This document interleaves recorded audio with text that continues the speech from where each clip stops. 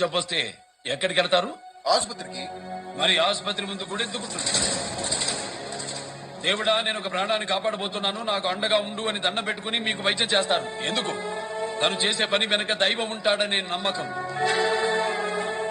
నువ్వు చెప్పిన విజ్ఞానాన్ని నమ్మే సైంటిస్టులు సైతం శ్రీహరికోట నుంచి ప్రయోగించే రాకెట్ పత్రాలని మొదట దేవుడి పాదాల ముందు పెట్టి పూజిస్తారు. ఎందుకు? దేవుడు తమ వెనకుండి లక్ష్యాన్ని నెరవేరుస్తాడనే నమ్మకం. భగవంతుడు సృష్టికి తండ్రి, ప్రకృతి తల్లి, వాటికి పుట్టిన బిడ్డే ఈ విజ్ఞానం. ఇది నిజం, తెలుసుకోండి. ఏంట్రా, ఇంటి గింజలు విసురుతావా? ఖనిజ సంపద ఉన్న వేల ఎకరాల ప్రభుత్వ భూముల్ని మీరు తరతరాలుగా అప్పడంగా అనుభవిస్తుంటారు. ఆ భూముల్ని వెనక్కి లాక్కుని అక్కడే ఉక్కు కర్మాగారం నిర్మించి ఇంటికి ఒక ఉద్యోగం ఇచ్చి నువ్వు ఇస్తానన్నా దోసటి పట్టేవాడే లేకుండా చేస్తాను.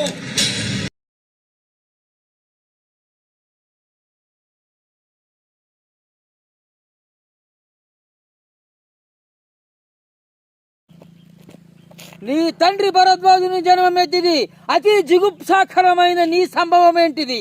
మట్టి కుండలో పుట్టితివి కదా, నీదే కులము. ఇంత ఏలా అశ్వత్పితామహుడు కురుకుల వృద్ధుడైన ఈ శాంతనవుడు శివన సముద్ర భార్యకు గంగా గర్భును జన్మించలేదా? ఆయనదే కులము. నాతో చెప్పించమేమయ్యా?